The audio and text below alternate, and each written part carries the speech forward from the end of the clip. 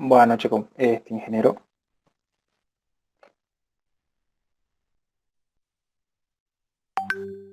Buenas noches.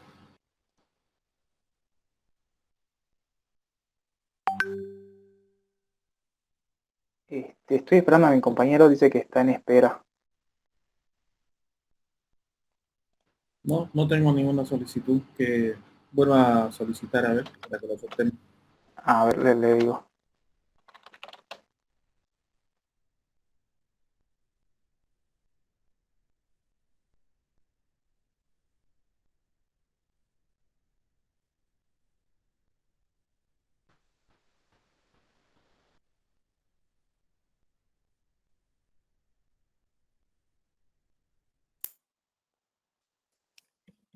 Inge, buenas noches. Buenas noches, Fermín. Eh, Diapositiva en pantalla, por favor. Comenzamos ahorita.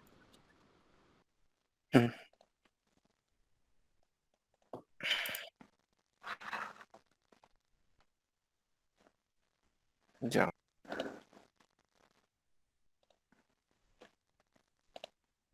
Hola, Michelle, ¿estás por ahí?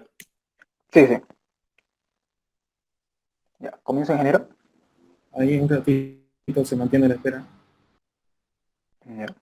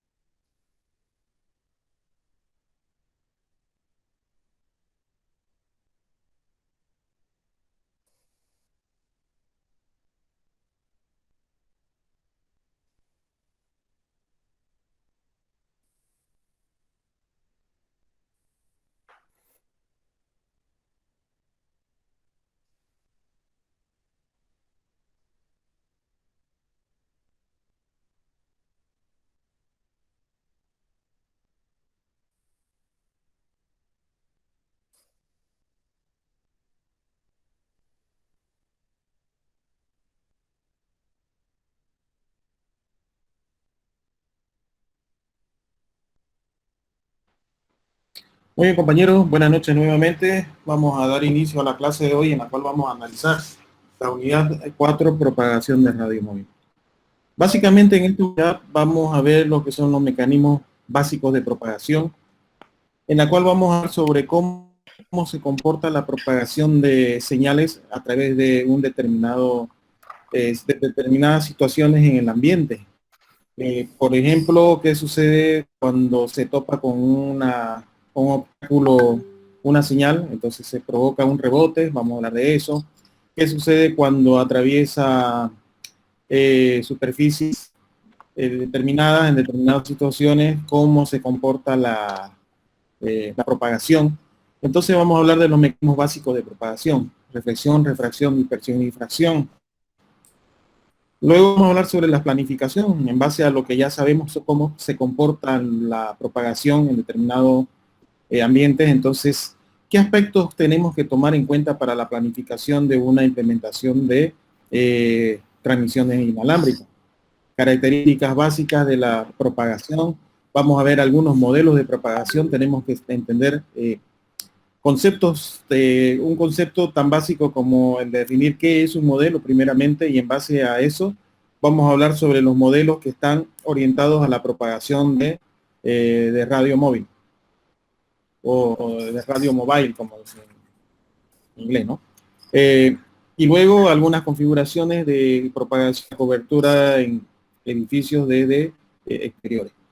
Básicamente esas son las 5 partes en las cuales podemos dividir esta unidad. Muy interesante.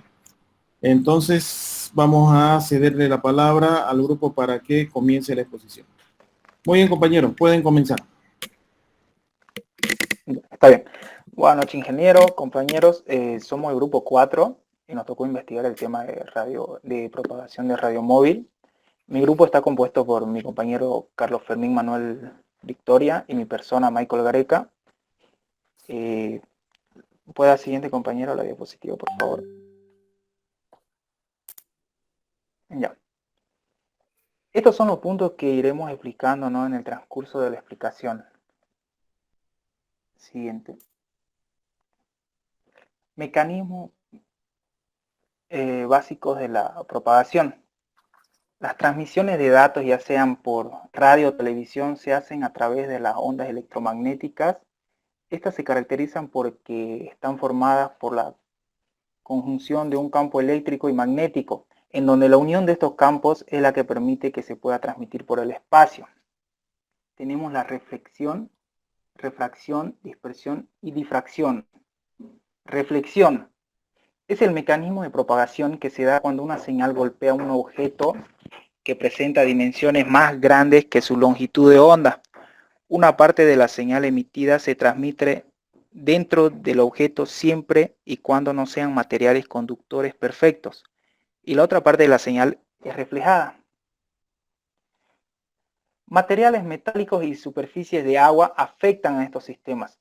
Si bien estos absorben parte de la señal, también me sirve para reflejar gran parte de la señal, porque cuando una señal atraviesa un obstáculo, parte de la señal se queda en el obstáculo. Por ejemplo, un lago me puede servir para hacer rebotar una señal y que viaje más lejos. Asimismo, los metales me sirven para reflejar señales. Los elementos de la reflexión: tenemos el rayo incidente, la línea normal o perpendicular a la superficie, y el rayo refractado. Las reflexiones en la atmósfera permiten que existan las comunicaciones, es decir, que tanto el receptor como el transmisor deben apuntar hacia las superficies reflectantes y que la superficie no necesariamente debe estar ubicada en medio de ambos puntos en los que se encuentra cada uno. Siguiente, por favor. Refracción es el cambio de dirección de una señal cuando se transmite de un medio a otro, teniendo la condición de que esos medios tengan un índice de refracción distinto. En la refracción intervienen dos ángulos conocidos como ángulos de transmisión y el ángulo de incidencia. Al igual que la reflexión, tenemos el rayo incidente, la línea normal y el rayo refractado. Como se ve en la imagen, el rayo incidente viene y cambia. Ahí se ve el rayo de refracción, cambia la dirección, ¿no? Esa es la refracción. Siguiente, por favor.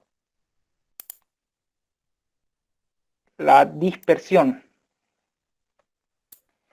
Es el fenómeno que ocurre cuando la señal que viaja en el espacio golpea una superficie rugosa o áspera, ocasionando que la señal se disperse hacia varias direcciones.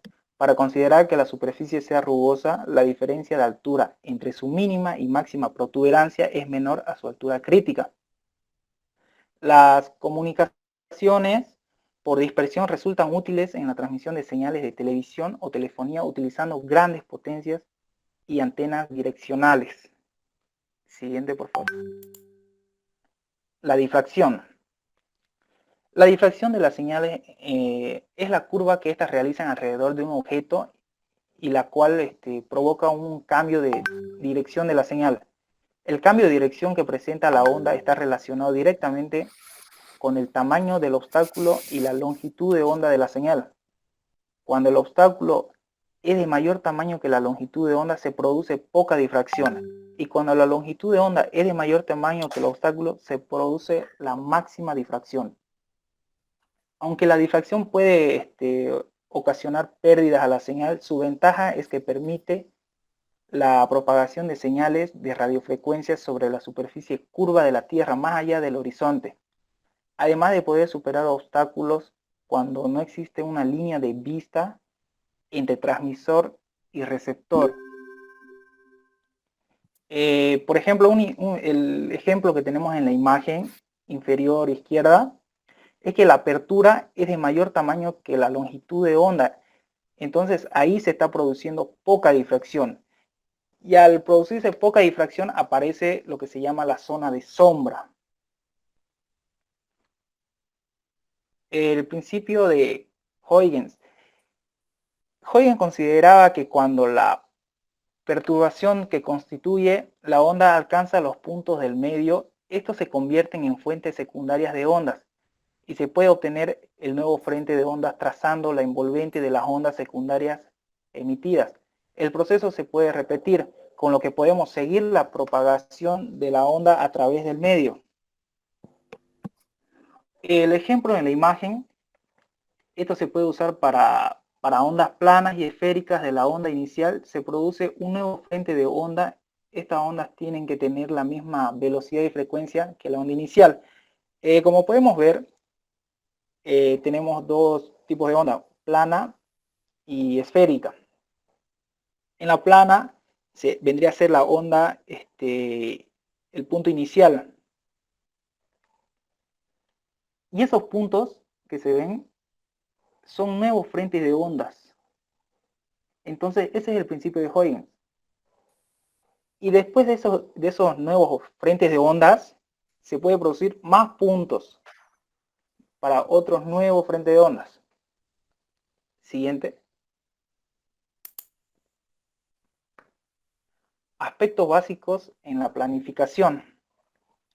La planificación del sistema radio es un proceso que define las etapas necesarias para alcanzar una solución que cumpla con los requerimientos de cobertura, capacidad y calidad. Cobertura. El área geográfica es el área geográfica en la que se dispone de un servicio. Suele aplicarse a comunicaciones radioeléctricas. Un parámetro esencial en la planificación de la cobertura es la altura de las antenas. Se utilizan 2 grados de cobertura. Emplazamiento es el tanto por ciento de lugares en donde se espera que haya enlace. Dentro de emplazamiento tenemos cobertura zonal, que afecta toda el área en torno a la estación base, la cobertura perimetral, que afecta a una zona anular situada en el perímetro. Y después tenemos el tiempo. Es el tanto por ciento de tiempo en que se espera que haya enlace. Siguiente. Capacidad. El principal objetivo de la capacidad, ¿no?, es alcanzar en la planificación de una infraestructura en radiofrecuencia, es el de minimizar el número de estaciones bases con el propósito de minimizar sus costes de construcción, operativos y de mantenimiento. La forma de minimizar el número de estaciones bases es maximizar el número de canales o frecuencias en cada una de estas. El número de frecuencias disponibles para la red es limitado, pero cada una de estas frecuencias puede ser reutilizada cada cierta distancia. Siguiente. Calidad. Calidad de funcionamiento de un servicio que determina el grado de satisfacción de un usuario a dicho servicio. Lo que determina la calidad de servicio es la cobertura, terminal, disponibilidad, la fiabilidad, que es brindar el servicio en forma correcta, la fidelidad, que es la lealtad del usuario hacia el proveedor del servicio. Siguiente. Potencia de frecuencia de emisor. La potencia de un emisor eléctrico es la potencia suministrada a la antena. mayor potencia y mayor cobertura. En el caso de un emisor de onda modulada, la potencia en la antena será determinada por dos números, indicando uno el valor de la potencia de la onda portadora suministrada a la antena y el otro el valor máximo real de modulación empleado. El alcance es función de la potencia transmitida y la frecuencia. Tenemos en el alcance LF, que vendrían a ser las frecuencias bajas, low frequency. El LF, ¿no?, es de 1000 a 5000 kilómetros. El MF, frecuencias medias, de 100 a 1000 kilómetros. Y HF, frecuencias altas, que son menor de 100 kilómetros. Siguiente.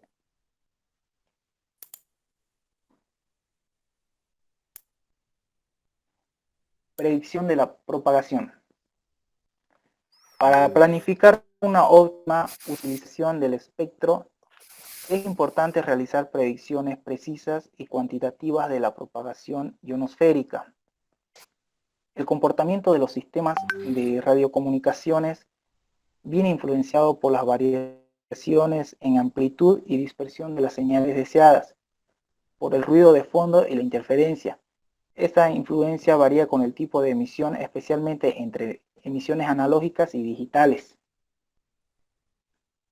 Los modelos predictivos de propagación se dividen en tres categorías. Tenemos el determinísticos, estadísticos y semideterminísticos.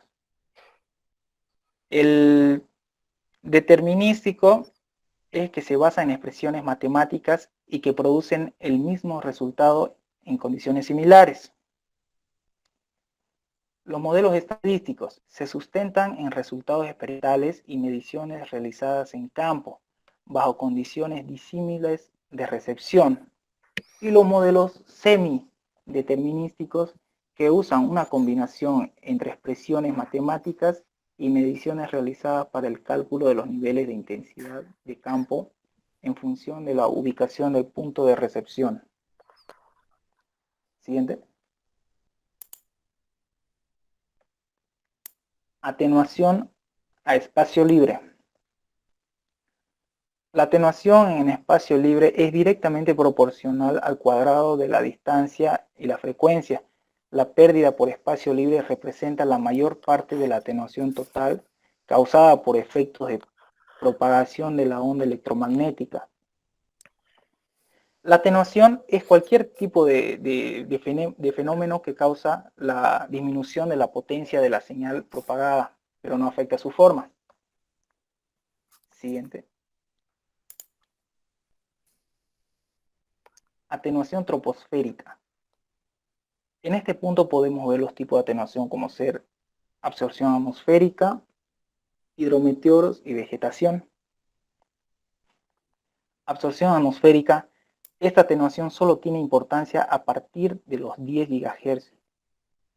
Hidrometeoros. En aquí se presentan los fenómenos naturales como ser la lluvia, nieve, niebla, granizo. Son concentraciones de aguas o partículas de hielo que existen en la atmósfera, provocan atenuación sobre las ondas, pues absorben y dispersan la energía. La atenuación solo es importante a partir de los 6 GHz. Y después tenemos la vegetación. Siguiente. Atenuación por gases moleculares. La atenuación por los gases moleculares, como el oxígeno y vapor de agua, se debe a la existencia de frecuencias de resonancia en la estructura electrónica de las diversas moléculas de la atmósfera. En estas frecuencias el gas absorbe energía y produce una fuerte atenuación. El nivel de atenuación dependerá además de la frecuencia, de la concentración de gases y de la altura. Por lo tanto, la atmósfera es selectiva en frecuencia, produciendo unos máximos y mínimos de atenuación. Para aplicaciones de radioenlaces se utilizan las ventanas de atenuación mínima en torno a 35 y 94 GHz. Siguiente. Atenuación por niebla. La atenuación por niebla se suele medir en función de la intensidad de la misma. expresada en gramos por metro cúbico, presenta gran incidencia en las bandas de milimétricas, infrarrojos y superiores.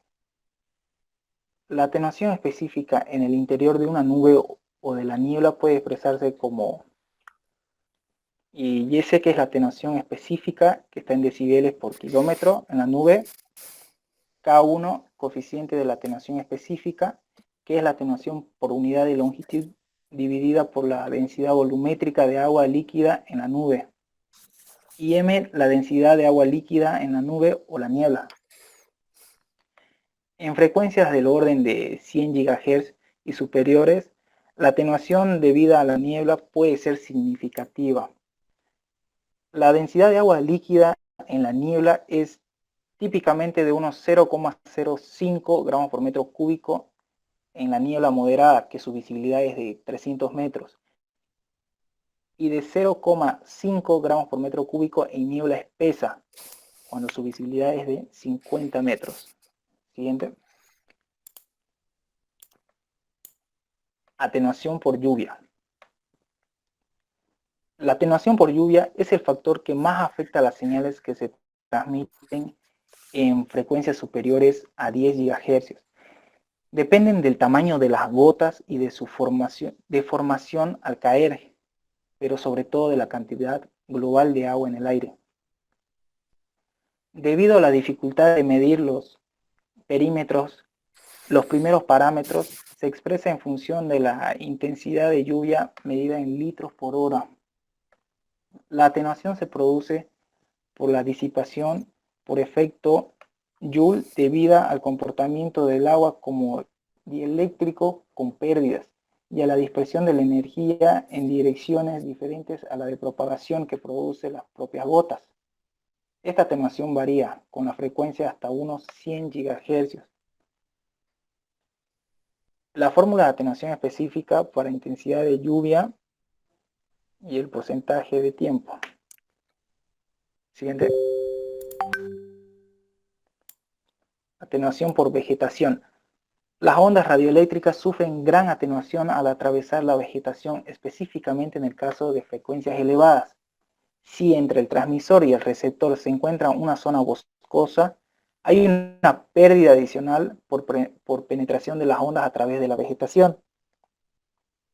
Entre los diferentes modelos utilizados para estimar la atenuación causada por la vegetación, podemos destacar los siguientes: el RET y el TS, que se trata de modelos de banda estrecha, siendo los de banda ancha más complejos. El primero de ellos tiene en cuenta el proceso físico, por lo que resulta más difícil de calcular, mientras que el segundo toma como parámetro la densidad con la que distribuyen los árboles, con la que se distribuyen, ¿no?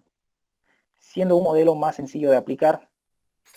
El modelo RET, por ser más completo, es el que se recoge en la recomendación UIT-R833.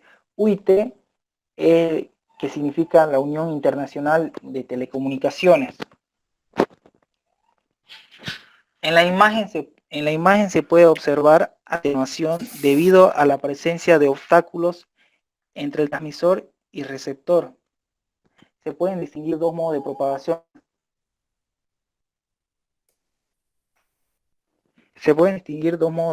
propagación.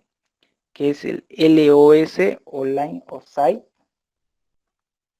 o línea de vista en castellano. Se trata de que el transmisor y el receptor se ven, y la limitación teórica en espacio libre viene dada por la curvatura de la Tierra. Y el otro modo de propagación es el NLOS, que es el fuera de línea de vista. Trata de que el camino entre transmisor y receptor está parcialmente obstruido. Siguiente. Obstrucción entre transmisor y receptor. Es el impedimento que causa que exista pérdida de señal en un radioenlace, el cual generaría problema de transmisión.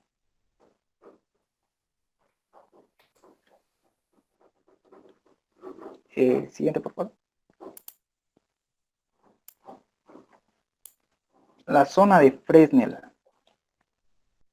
La idea, que fue bautizada en honor a Fresnel, consiste en determinar qué zona del espacio entre emisor y receptor debe estar libre para evitar, en la medida de lo posible, este fenómeno de cancelación por fase.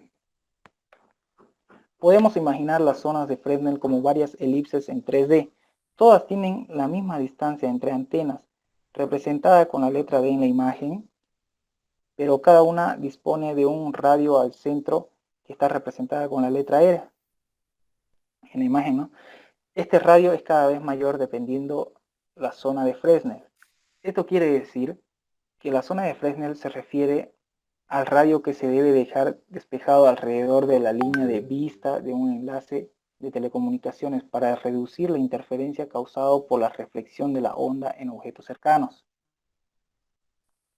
Fresnel hizo un estudio en donde definió una serie de zonas en las que los obstáculos pueden afectar la onda por efectos de la reflexión y la interferencia. Existe un número infinito de zonas, pero habitualmente se realizan los cálculos hasta la tercera zona, porque a partir de ella el efecto de cancelación se hace despreciable. En la zona 1 es la que más afecta la intensidad de la señal, pues la primera zona debe estar libre de obstáculos o por lo menos en un 60%, porque en esta zona es donde se concentra más la potencia de la señal. Y la zona 2 afecta menos que la 1, y la zona 3 afecta menos que la 2, así sucesivamente. La fórmula que está en la imagen, podemos hallar el radio de la primera zona en metros, donde R es radio, de 1 la distancia del punto donde calculamos el valor de la zona a la antena emisora, de 2 la distancia del punto donde calculamos el valor de la zona a la antena receptora, y D la distancia total del enlace. F vendría a ser la frecuencia en megahertz.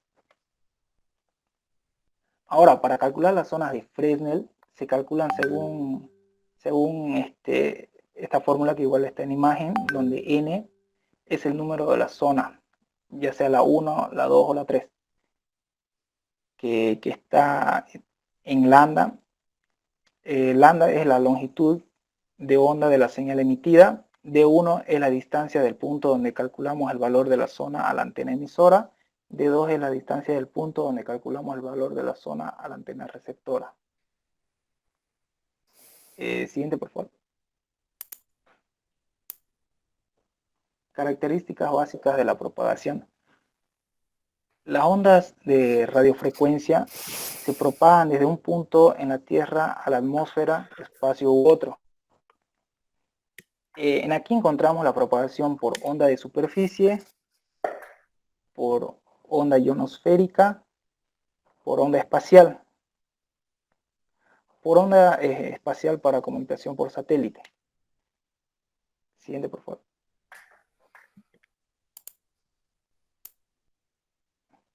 Propagación por onda de superficie.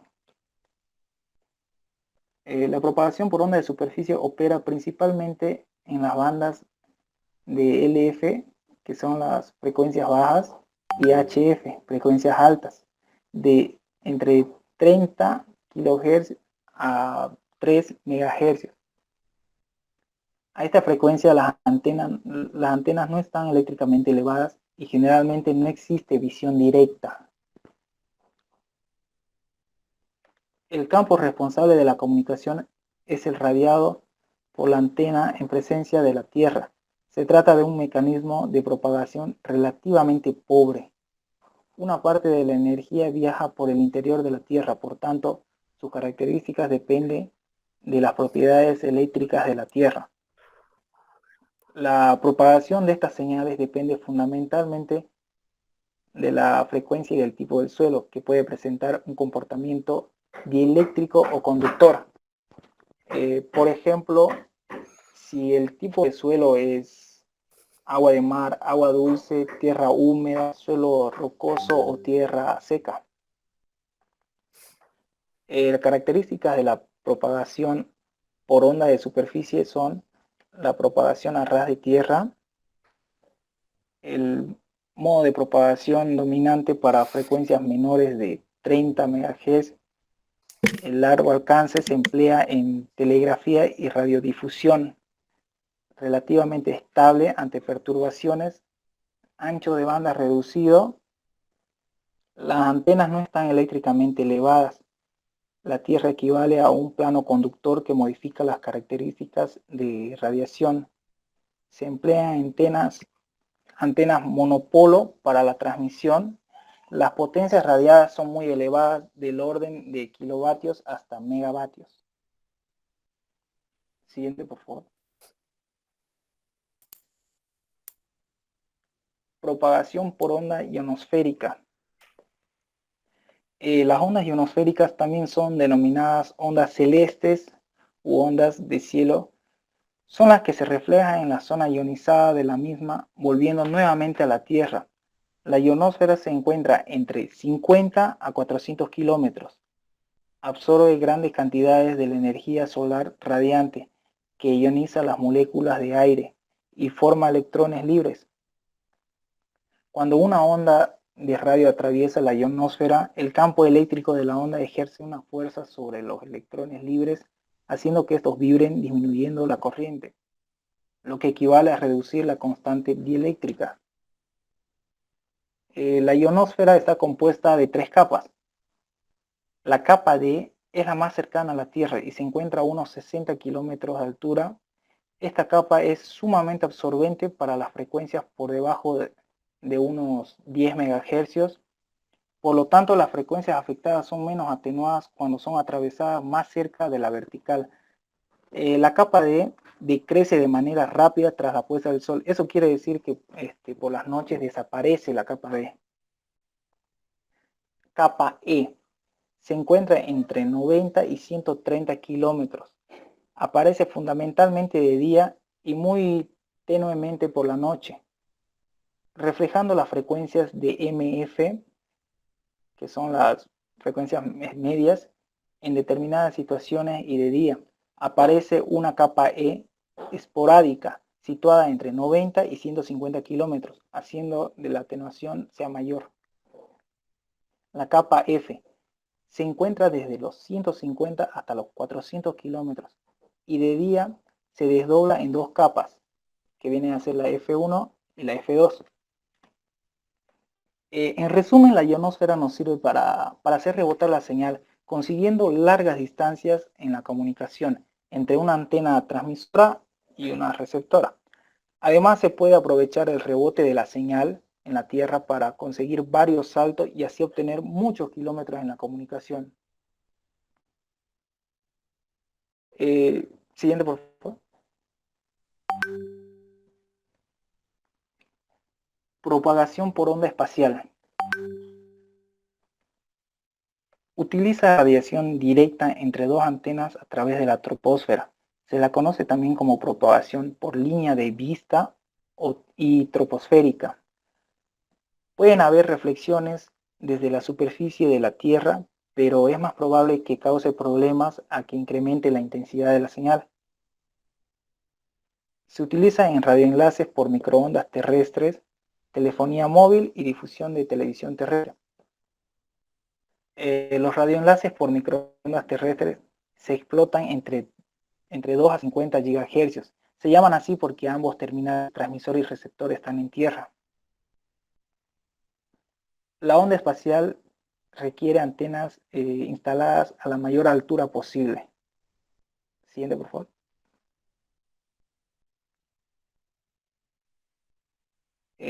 Propagación por onda espacial para comunicación por satélite.